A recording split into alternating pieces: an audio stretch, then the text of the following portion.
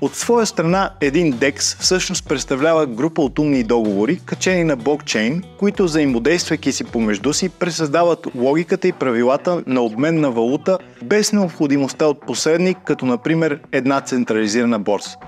Тоест, централизираната криптоборса е заменена от самоизпълняващи се автоматизирани компютърни програми, качени на блокчейн.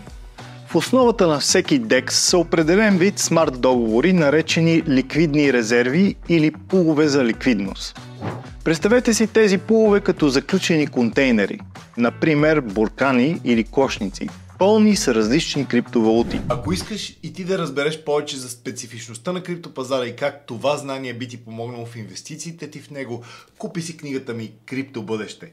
Можеш да я закупиш последният начин. Влизаш в уебсайта Crypto Futures XYZ, отиваш на менюто и цъкваш на книга. Там ще намериш книгата и можеш да си я поръчаш.